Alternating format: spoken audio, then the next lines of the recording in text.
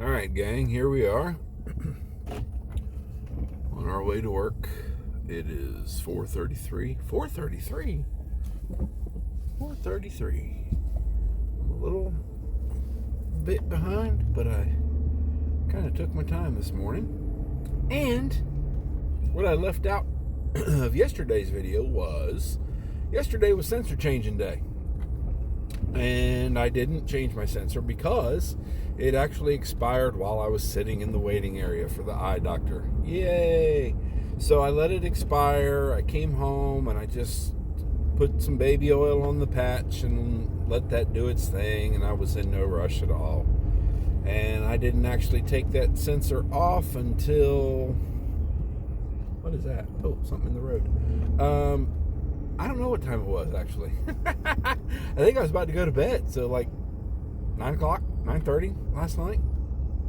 Anyway, so I took it off last night, did an alcohol wipe on it, and then I just went to bed. I left it. And I thought I'll wait till I take a shower. So this morning when I showered, I got my little scrubby brush that I use on my area that's going to get covered up for 2 weeks. Really just in an effort to make sure that it sticks better. It's a loofah thing with some dial and whatever to scrub it. And then put on my stickum, put on my sensor, and put on my patch. I won't start it yet for another couple hours because it's going to expire on a day that I'm not working, and I don't want to have to wake up to an already expired sensor. So I'll probably start it a couple hours. Yeah, 6:30 or 7, something like that maybe. Plus whoever they is, they say that those sensors work better when you let them, I don't know what the term is, but you put it on and just leave it on for a while. You don't actually start using it. Almost like you let it get a good flow of whatever the fluid is it's monitoring. I don't know if it makes a difference or not, but it is kind of just a habit I've gotten into. Plus, it was easier to just put it on at home this morning, and then I can start it while I'm at work. Once I start it, I can't use it. I can't get a reading from it for an hour anyway. So, yeah. So, probably. And usually when you're with your first readings, you've got to do blood tests anyway. So I don't want to be doing a bunch of blood tests at work. So I probably will wait, now that I say that, probably closer to 8 to start it so I can do blood tests after I leave work at 9. So, anyway, that's all. I think I'm going to swing by my lottery place today just for some entertainment. It's game day. Oh, I left my Spurs pin at home. Spurs play Champions League match today at, I think, 2:30 or 3, something like that. And so I'll probably be in the garage for that. But come on, you Spurs. You need to bounce back after a loss to the Red Scum. And I'm sure I'll talk to you again before then. It's also leg day, so fun-filled day ahead. Tomorrow I ain't doing shit. Ooh, and I almost forgot. Italian sausage and pasta for dinner. Ooh, I can't wait. Leg day pasta. Woo-hoo-hoo. I use diabetic-friendly pasta, but it tastes the same to me.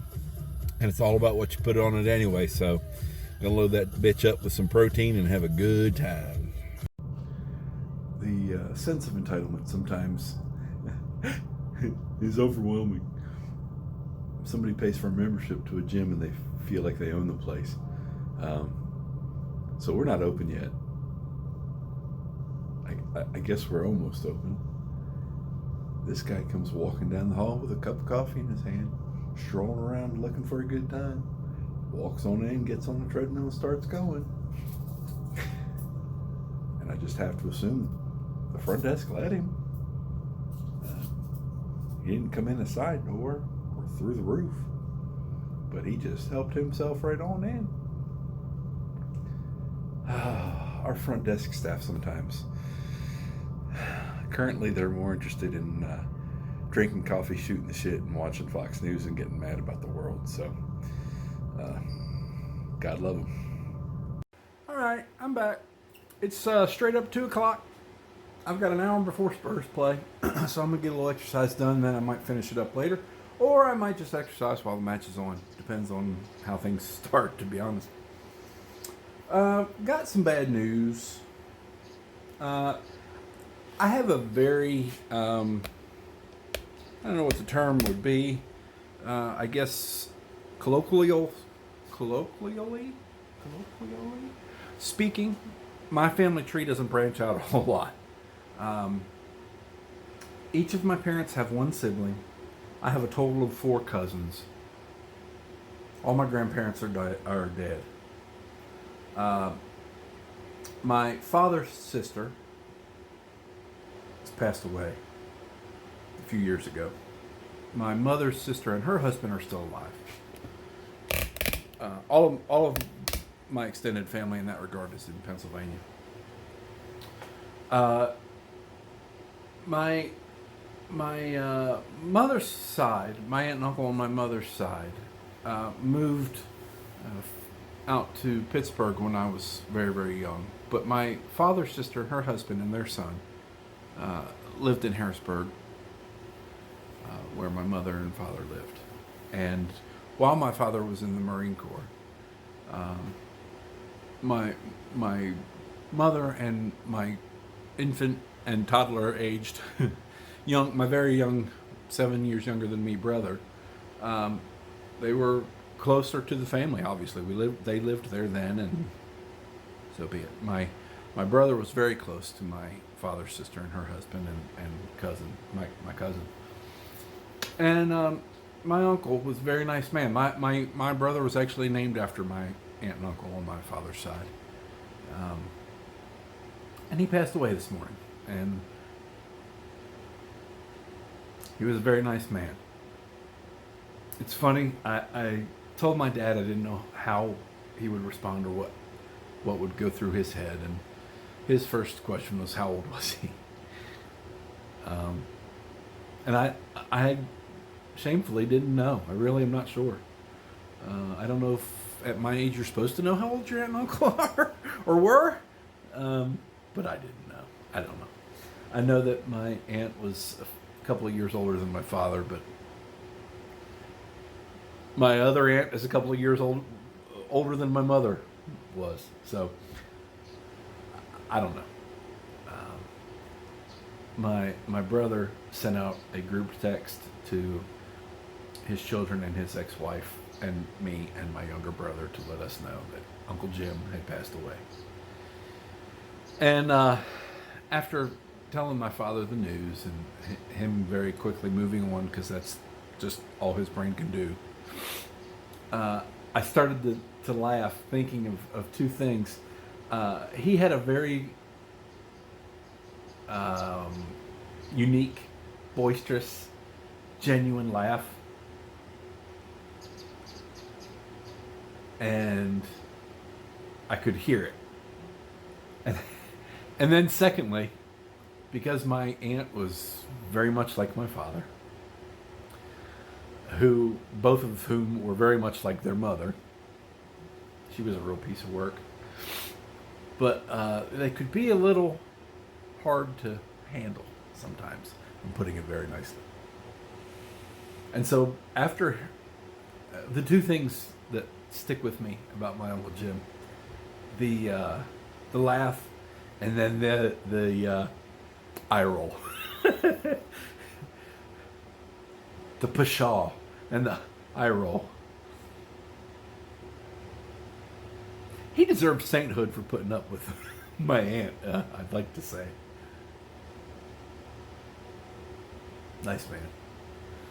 He's the only person I know, or knew, who was a surviving member of the polio club.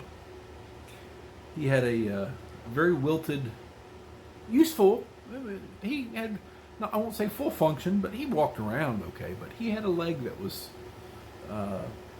damaged because of polio as a child.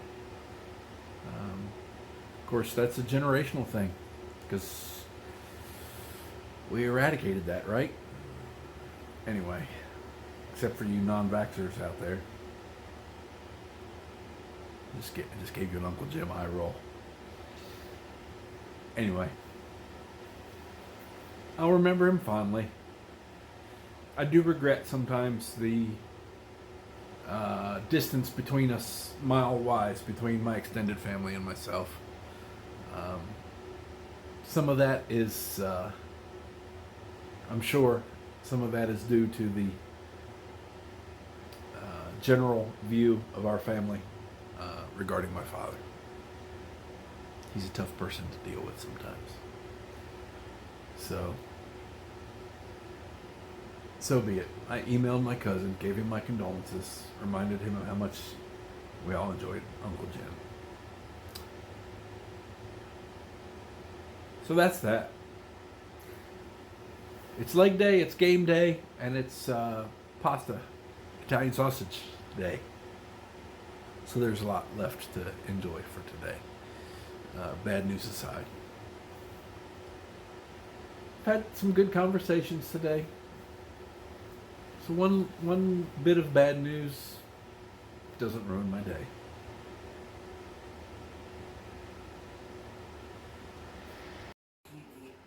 Okay, leg day's done, and it's time to eat. I did a little bit of recording, but it's going to be in a format for shorts, and if you want, check them out. It's TKEs, which stands for Terminal Knee Extension. It is the last third, maybe quarter of the range of motion of a knee extension. It's done in a unique way. I give all the credit to Squat University on Instagram for that one. And it's a good exercise to kind of warm up your quads for further exercise. I use it as a warm-up for my squats and deadlifts. So today was a very thorough leg day, and I'm probably going to feel it for a couple of days, but that's what leg day is all about, right? So anyway, thanks for watching, and I'll see you tomorrow.